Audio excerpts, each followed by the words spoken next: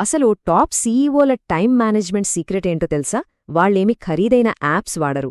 వాళ్ల మెదడులో ఒక సింపుల్ లాజిక్ ఉంటుందంతే.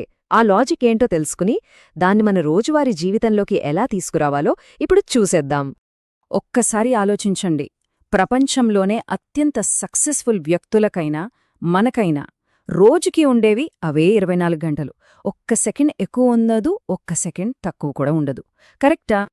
అయినా సరే మన లైఫ్ చూస్తే ఎప్పుడూ ఒక్కటే పరుగు, ఒకటే హడావిడి.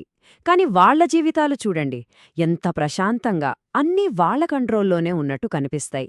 అదేంటో మ్యాజిక్ లాగా. మరి ఈ తేడా ఎక్కడ్నుంచొస్తోంది? అంటే అసలు సమస్య టైం లేకపోవడం కాదు. సమస్య అంతా మనం టైంని ఎలా చూస్తున్నాం అన్న దానిలోనే ఉంది.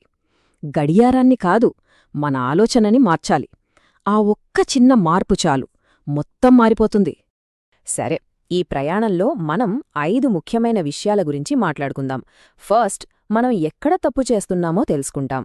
ఆ తర్వాత మెల్లగా చివరికి మనకంటూ ఒక పక్కా సీఈఓ ప్లాన్ని ఎలా రెడీ చేసుకోవాలో చూద్దాం.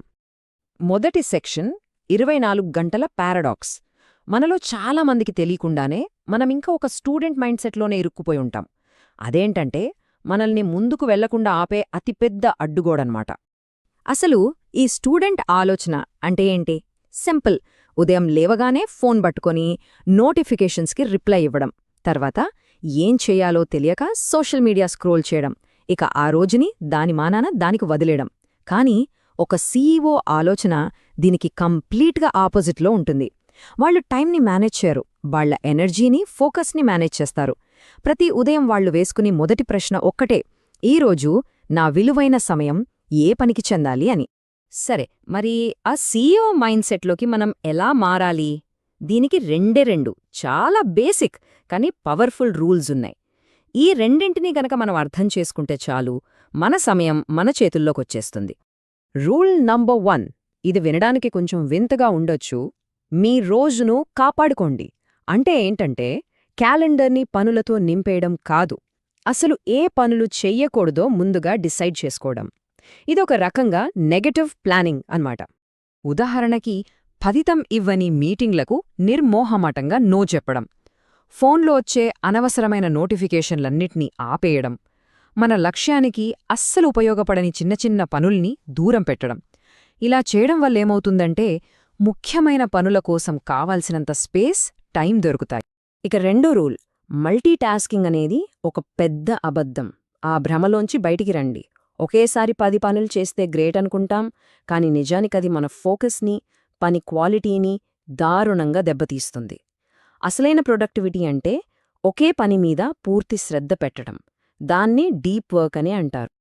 ఈ డీప్ వర్క్ని అలవాటు చేసుకోవడం చాలా ఈజీ. స్టెప్ 1, ఒకే ఒక్క ముఖ్యమైన పనిని సెలెక్ట్ చేసుకోండి. స్టెప్ 2, ఫోన్ని పక్కన పెట్టేసి ఒక 60 నుంచి 90 నిమిషాల పాటు దానిమీద మాత్రమే పనిచేయండి. స్టెప్ 3, ఆ తర్వాత ఒక 5 నిమిషాలు బ్రేక్. కానీ ఆ బ్రేక్లో ఫోన్ మాత్రం అస్సలు టచ్ చేయొద్దు. రోజుకిలాంటి ఒక 2 సెషన్స్ చేసినా చాలు, రిజల్ట్స్ మీరే చూస్తారు. ఓకే, మైండ్ సెట్ మార్చుకున్నాం. ఇప్పుడు దీన్ని యాక్షన్లోకి ఎలా తీసుకురావాలో చూద్దాం. మన రోజంతా ఎలా ఉండబోతోందో డిసైడ్ చేసేది మన ఉదయమే. ఆ స్టార్టింగ్ కరెక్ట్గా ఉంటే చాలు, రోజంతా మన కంట్రోల్లో ఉంటుంది. ఇది రూల్ నంబర్ 3. ఉదయాన్ని గెలవండి. అంటే నిద్రలేవగానే మన రోజుని వేరేవాళ్ల అజెండాతో మొదలుపెట్టొద్దు. ఈమెయిల్స్, మెసేజెస్ చూడటం అంటే మన రోజు కంట్రోల్ని వాళ్ల చేతిలో పెట్టేయడమే. మొదటి 30 నిమిషాలు కేవలం మనకోసం, ఆ రోజు ఏం చెయ్యాలి, ఎలా చెయ్యాలి అని ప్లాన్ చేసుకోండి, ఆలోచించండి. ఆ ప్రశాంతతే రోజంతా మనల్ని నడిపిస్తుంది. ఇక 4వ నియమం, ఇది చాలా ముఖ్యం.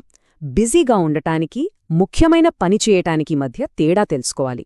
చాలా పనులు మనకి అమ్మో చాలా బిజీగా ఉన్నామనే ఫీలింగ్ ఇస్తాయి, కానీ నిజానికి అవి మనల్ని ఒక్క అడుగు కూడా ముందుకు తీసుకెళ్లవు. చూడండి, రోజంతా మీటింగుల్లో కూర్చోవచ్చు, 100 ఈమెయిల్స్కి రిప్లై ఇవ్వచ్చు, ఫుల్ బిజీగా ఉన్నట్టు అనిపిస్తుంది. కానీ రోజు చివర్లో చూసుకుంటే అసలు ఏం సాధించాం అనిపిస్తుంది. అదే ముఖ్యమైన పని అంటే ఒక కొత్త స్కిల్ నేర్చుకోవడం లేదా మన ఫ్యూచర్ గురించి ప్లాన్ చేసుకోవడం లాంటివి, ఇవి మొదట్లో స్లోగా అనిపించొచ్చు, కానీ లాంగ్ రన్లో అసలైన వాల్యూని క్రియేట్ చేసేవి ఇవే. సీఈఓలకి ఈ తేడా చాలా బాగా తెలుసు. మంచి అలవాట్లు ఒక్క రోజులో రావు కదా, వాటిని నిలబెట్టుకోవాలంటే ఒక సిస్టమ్ కావాలి. అంటే మోటివేషన్ మీద ఆధారపడకుండా కన్సిస్టెంట్గా రిజల్ట్స్ సాధించాలంటే ఒక పద్ధతి ఉండాలన్నమాట. అదే మన 5వ నియమం. విల్ పవర్ని నమ్ముకోవద్దు, ఒక సిస్టమ్ని నమ్ముకోండి. ఎందుకంటే మోటివేషన్ అనేది గాలివానలాంటిది, వస్తుంది పోతుంది. కాని ఒక రొటీన్, ఒక పద్ధతి ఉందనుకోండి, మనకి మూడ్ ఉన్నా లేకపోయినా పని జరిగిపోతుంది. ఇలా ప్రతిరోజూ ఏం చేయాలో మనకి ముందే తెలిస్తే మన మైండ్ చాలా ప్రశాంతంగా, ఫోకస్డ్గా ఉంటుంది. ఇక ఆఖరిది, కాని అన్నింటికన్నా పవర్ఫుల్ రూల్. ప్రతివారం మీ టైంని రివ్యూ చేసుకోండి. చేసిన తప్పులనే మళ్లీ మళ్లీ చేయడమే ప్రొడక్టివిటీకి అతిపెద్ద శత్రువు. ఈ చక్రంలోంచి బయటపడటానికి ప్రతివారం ఒక 15 నిమిషాలు కేటాయిస్తే సరిపోతుంది. ఆ 15 నిమిషాల్లో మనల్ని మనం ఈ 3 సింపుల్ ప్రశ్నలు అడుక్కోవాలి. 1. ఈ వారం నా టైం ఎక్కడికి పోయింది? 2. ఏ పనులు మంచి రిజల్ట్స్ ఇచ్చాయి? 3. ఏది కంప్లీట్ టైం వేస్ట్? అంతే. ఈ చిన్న రివ్యూ నెక్స్ట్ వీక్కి ఒక పవర్ఫుల్ గైడ్లా పనిచేస్తుంది. సరే, ఇప్పటిదాకా మనం నేర్చుకున్న ఈ 6 నియమాల్ని కలిపి మనకోసం ఒక సింపుల్ ప్రాక్టికల్ ప్లాన్నే తయారుచేసుకుందాం. దీని వెనుకున్న ప్రిన్సిపల్ ఒక్కటే: తక్కువ చేయండి, కానీ బెటర్గా చేయండి. ఈ మాట ఎప్పుడూ గుర్తుపెట్టుకోండి. టైం మేనేజ్మెంట్ అంటే రోజులో ఇంకా ఎక్కువ పనులు కుక్కేయడం కాదు. అనవసరమైన వాటిని తీసి పారేసి నిజంగా ఏది ముఖ్యమో దానిపైనే పూర్తి ఫోకస్ పెట్టడం. ఒక సాధారణ వ్యక్తికి, ఒక సీఈఓకి మధ్య తేడా ఉండేది ఇక్కడే. అందుకే ఇదిగో సింపుల్ యాక్షన్ ప్లాన్. దీన్ని రేపటి నుంచే స్టార్ట్ చేయొచ్చు. ప్రతిరోజూ కేవలం ఒక్క ముఖ్యమైన పనిని టార్గెట్ చేసి పూర్తి చేయండి. 2 డీప్ వర్క్ సెషన్స్ చేయండి. ప్రతి వారం మీ టైంని రివ్యూ చేసుకుని ఏదైనా ఒక పనికిరాని అలవాటుని తీసేయండి. అంతే, ఇంతకంటే ఏమీ అవసరం లేదు నిజంగా. మరి ఈ 6 నియమాల్లో ఈ రోజు నుంచే మొదలుపెట్టడానికి ఒకే ఒక్కదాన్ని ఎంచుకోవాల్సి వస్తే అది ఏదవుతుంది?